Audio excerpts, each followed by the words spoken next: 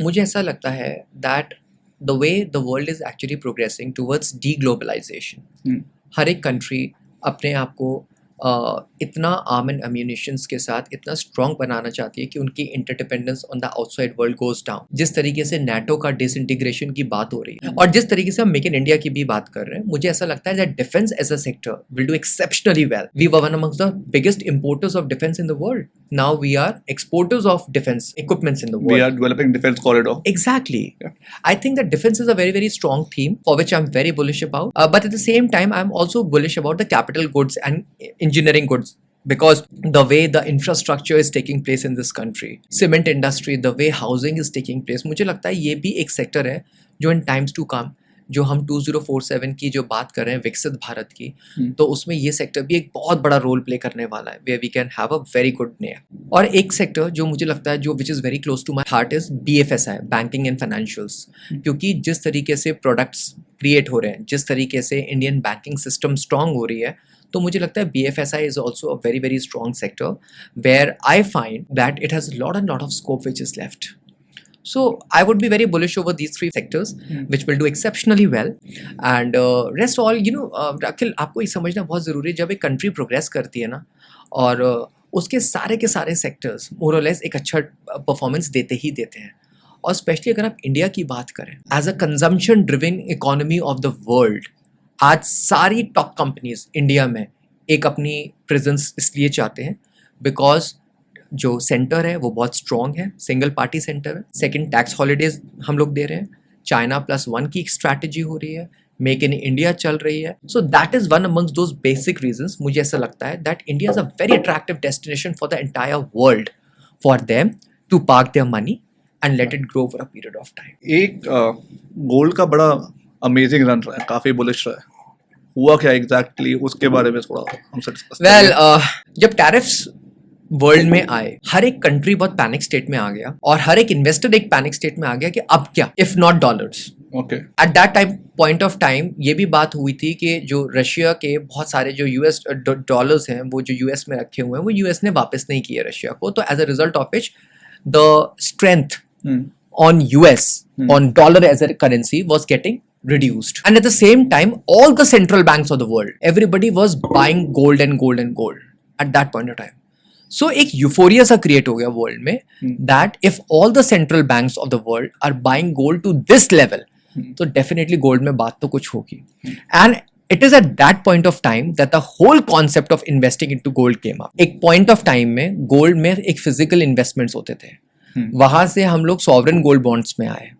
आज सरकार ने गोल्ड में इतनी स्ट्रॉन्ग रैली आ गई कि सॉवरेन गोल्ड बॉन्ड्स की नेक्स्ट सीरीज वो ला ही नहीं रहे हैं। फिर उसके बाद गोल्ड ETFs आए, गोल्ड म्यूचुअल फंड्स आए और आज इलेक्ट्रॉनिक गोल्ड रिसिप्ट्स आए। एक नया type of investment in gold जो NSE ने लॉन्च किया है, जहां हर एक gram of gold will be backed by physical gold. जो म्यूचुअल फंड्स एंड ETFs में ये 100% इसलिए ट्रू नहीं है क्योंकि वो गोल्ड के फ्यूचर्स भी लेते थे। The way to invest in gold has drastically increased, point 1। Point number 2 is, मैं इनफैक्ट बताना चाहता हूं कि मॉडल पोर्टफोलियोज का जो कंस्ट्रक्ट हो रहा है specially during this volatile phase, every portfolio should have some quantum of gold into it. Every portfolio, whether the gold is performing at this point of time or it is not performing, because gold as a currency is a very precious currency, और because dollar इतना ज़्यादा strong हो रहा था रुपये के comparison में, इसलिए इंडिया से ना बहुत strong forex बाहर जा रहा था गोल्ड को खरीदने में, और उससे हमारा जो forex जो था वो डिप्लीट हो रहा था और उसके कारण सरकार ने एक आम आदमी को एक रिक्वेस्ट करी कि आप गोल्ड के आभूषण, गोल्ड ज्वेलरी को कम खरीदें, आप इंटरनेशनल ट्रैवल कम करें, वर्क फ्रॉम होम की तरफ जाएं, क्रूड ऑयल को कम इस्तेमाल करें, सो दैट जो हमारा जो रुपी जो है वो जो डेप्रिशिएट हो रहा है उसकी जो रेट ऑफ ग्रोथ है वो कम हो जाए या वो बिल्कुल डेप्रिशिएट ना हो, और हम अपना जो एक रुपी है जिसकी जो एक स्ट्रेंथ थी हम उसको वापस रीगेन कर सकें। तो yes, of course investing in gold is not a bad option, but अगर इस समय एक ऐसी सिनेरियो क्रिएट हो रहा है जहां आपको गोल्ड इंपोर्ट्स पे कर्ब करने पड़ेंगे, उन्होंने गोल्ड पे टैक्सेस जो सेस होता है वो 6% से इंक्रीज करके 15% कर दिया है, वो इसलिए है सो दैट गोल्ड लोग डिमोटिवेट हों गोल्ड खरीदने से। और ये बहुत ज़रूरी है इस कंट्री के लिए जब तक क्रूड ऑयल अंडर कंट्रोल नहीं आएगा, क्योंकि देखिए फॉरेक्स तो कांस्टेंट ही है, या तो आप गोल्ड खरीदने में फॉरेक्स दे दें या क्रूड ऑयल खरीदने में फॉरेक्स दे दें, और crude oil, India is one among the largest importers of crude oil in the world, because हमारी जो एनर्जी रिक्वायरमेंट है वो बहुत ज्यादा है, बिकॉज पॉपुलेशन बहुत ज्यादा है। तो क्रूड ऑयल तो कम नहीं हो सकता, बट गोल्ड तो कम किया जा सकता है ना, इम्पोर्ट। तो that is the reason why the government wanted that let's curb our gold imports for some time. That is why they have increased the cess on gold, custom duties on gold, and at the same time they want कि जो essential commodities हैं, That you जैसे don't- fertilizers, and you don't travel abroad. yes, exactly, Save forex. to save forex, yes. yes. तो जो international commodity जो for example essential commodities हैं, जैसे fertilizer हो गए, किसानों के लिए बहुत जरूरी है, उसके लिए वो हमें import करना पड़ता है, या फिर crude हो गया, LPG हो गया, CNG हो गया, that is very very important, that is a lifeline. Dalal street का सेंटिमेंट क्या है इस टाइम पे? Well, दलाल स्ट्रीट का सेंटिमेंट ये है, the view on Indian markets are positive. Point number one. India is still one amongst the brightest spot in the world. And जिस तरीके से ये volatilities जब खत्म होंगी, और जो कि मुझे लग रहा है कि थोड़े टाइम में एक वॉर की एंड होने के चांसेस मुझे दिख रहे हैं. So in that case, I would really think that Indian markets will regain its strength again. काफ़ी सारी चीज़ों पे बातचीत चल रही है कि हम किस तरीके से रुपये के depreciation को रोक सकें. तो मुझे लगता है that this eventually will turn out to be in favor of the people who are actually investing their money for so long. Institute buying हमने बहुत डिस्कस कर ली, आपने समझाया FIIs, DIIs, रिटेल इन्वेस्टर्स का इस टाइम पे क्या situation? Are they panicking? Are they handling it well? मुझे ऐसा लगता है, अगर आपने सोच के रखा है ना कि आपको 22% के रिटर्न चाहिए ही चाहिए अपने पोर्टफोलियो से, जैसे हमने अपने पॉडकास्ट के इनिशियल सेशन में भी बोला, बिकॉज बहुत सारे डीमैट अकाउंट्स पोस्ट कोविड खुले हैं जिन्होंने लल फेज देखा ही नहीं है. मैं आपको बताना चाहता हूँ इस पॉडकास्ट के माध्यम से, जापानीज मार्केट 20 साल तक उन्होंने परफॉर्मेंस नहीं दी है. For 20 years it didn't perform. Right, आप तो 1.5 साल में ऐसे घबरा रहे हैं इंडियन मार्केट्स ने परफॉर्मेंस नहीं दी है, but that's a wrong proposition. When you invest for a longer duration of time. आप इनको रिटेल इन्वेस्टर्स के अंदर जो ये प्रॉब्लम थी कि उनका पैसा बढ़ नहीं रहा है, जो कि बिल्कुल वैलिड पॉइंट है, वो उनकी एक्सपेक्टेशंस के कारण थी. अगर उनकी एक्सपेक्टेशंस को रियलिस्टिक बनाया जाए, so in that case that is a very very good proposition to make people understand that this is the opportunity to buy during dips. और आप इस अपॉर्चुनिटी को यूज़ करके आज से 5 साल बाद, जिस तरीके से कोविड में हुआ था ना, जब 3 महीने के लिए मार्केट नीचे गिरा था, तो जिन्होंने उसको एज एन अपॉर्चुनिटी यूज़ किया, that was such a big crisis. पूरा वर्ल्ड स्टैंड अलोन में पहुंच गया था. जिन्होंने उस अपॉर्चुनिटी को इस्तेमाल किया, they have made 100% returns. So let's make the best use out of this given opportunity as well. Siddharth, एक और चीज थी कि अब सोशल मीडिया ने जेनजीज को ही नहीं, हमें भी काफी इम्पेशेंट बना दिया है. एड स्किप करना, सब कुछ, everything at your finger tips. हम लोग बड़ी जल्दी जल्दी स्किप करते हैं चीज़ों को आज के डेट में, और हमें हर चीज़ के लिए रिटर्न्स बहुत ज़्यादा क्विकली चाहिए. वो पेशेंस और डिसिप्लिन कम हो रहा है. इंडियन मार्केट के जो इन्वेस्टर्स हैं, 5 साल में आपने उनमें क्या फ़र्क देखा है? क्या वो ज़्यादा सोफिस्टिकेटेड हो रहे हैं या ज़्यादा इम्पेशेंट हो रहे हैं? Well, it is a double aged sword. Social media ने बहुत स्ट्रॉन्ग रोल भी प्ले किया है, जहाँ लोगों को सेंस ऑफ अवेयरनेस बहुत दी है. बहुत रिस्पॉन्सिबल इन्फ्लुएंसर्स ने बहुत सारी चीज़ें, अगर आपका इंटेंट ठीक है और आपकी कम्युनिकेशन स्ट्रैटेजीज एंड मीडियम ठीक है, सही ऑडियंस को अगर आप टारगेट कर रहे हैं, सोशल मीडिया ने including Instagram and Facebook, they have done a big service in financial awareness. People are understanding, people are appreciating, but at the same time people should not blind anything on the face value. People should absorb कि क्या कह रहे हो, उसकी validation के लिए वो proofs लें, एविडेंस लें, and that's how it works. Basically there is no quick money. आप लोग टाइम लीजिए, मार्केट की नॉलेज समझिए.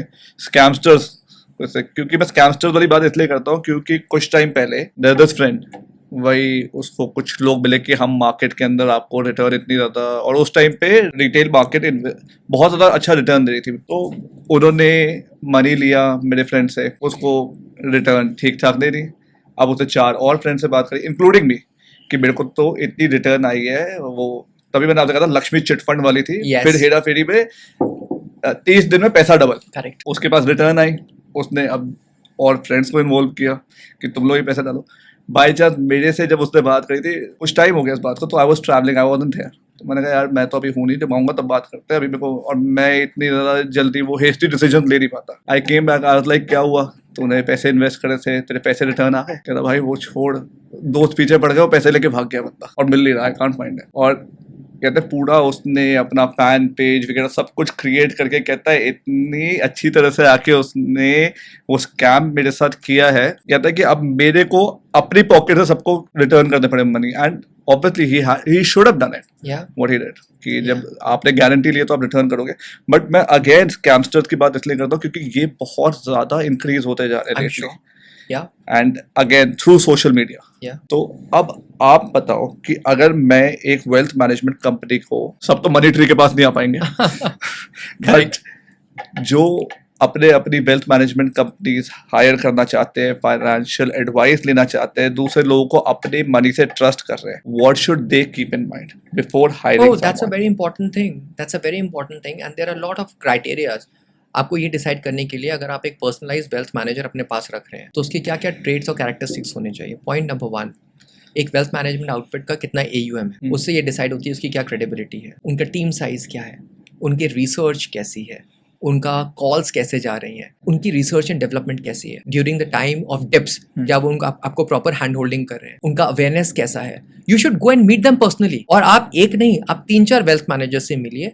आपको ऑटोमेटिकली अगर आपके पास एक लॉजिकल अंडरस्टैंडिंग है बेयर मिनिमल चीज़ों को लेकर, you will be able to understand what can be a wealth manager who can be absolutely suited for your wealth management strategies and roles. अगर आपको लगता है कि there is a complete team working and there is a lot of client base, तो I'm sure there would be a reason because of which a wealth management company is able to cater to so many clients and provide personalized service as well. अगर किसी भी company का business model ऐसा है जहाँ वो हर एक retail investor पे भी ध्यान दे रही है, उसके पैसे को ग्रो कर रही है, at the time of opportunity उनको ये बता पा रही है कि क्या करना चाहिए क्या नहीं करना चाहिए, and eight the same time अगर कोई एक फाइनेंशियल अवेयरनेस का कोई मॉड्यूल या फाइनेंशियल अवेयरनेस से रिलेटेड कुछ एक्सरसाइज कर रही है, मुझे लगता है ये सारी चीज़ें, these are very very important characteristics or criteria to decide whether a wealth management firm is good enough to go along with it or not. अगर आपके पास अपने 25 लाख इन्वेस्ट कर दो, आप किस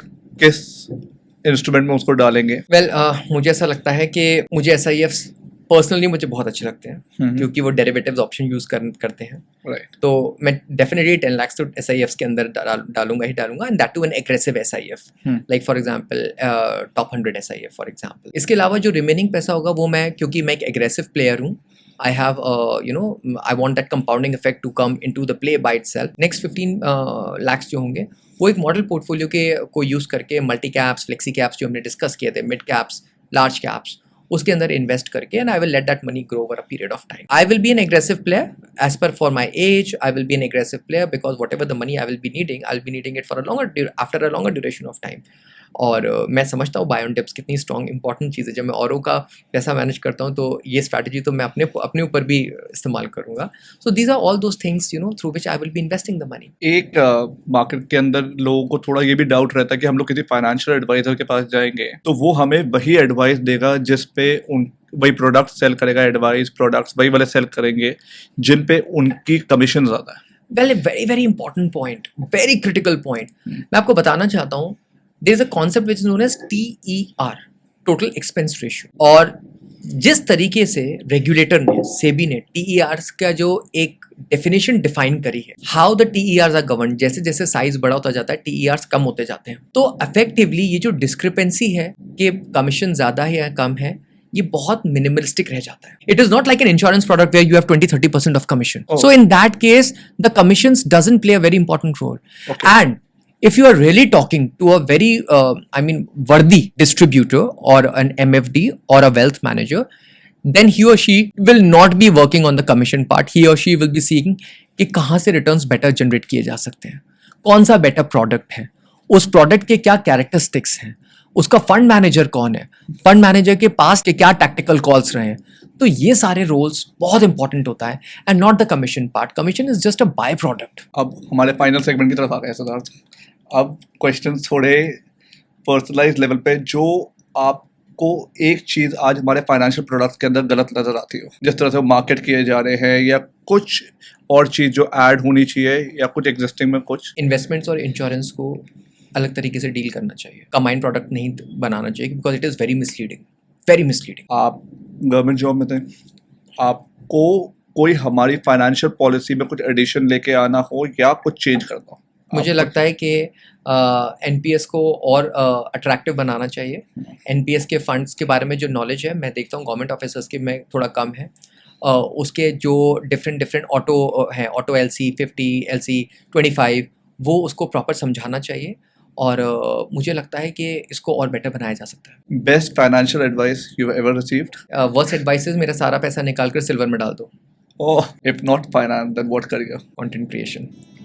इसी के साथ हमारा पॉडकास्ट आज का एंड करते हैं सिद्धार्थ। आपके साथ कॉन्वर्सेशन इतनी नॉलेजेबल, इतनी फन रही एंड आई होप हमारे व्यूअर्स के लिए भी उतनी नॉलेजेबल रही हो, उतना ही इनको फाइनेंशियल लिटरेसी के बारे में पता चला हो, राइट वे नजर आए to invest their money. Thank you for watching our episode. See you soon on the next episode of let's talk with Akhil.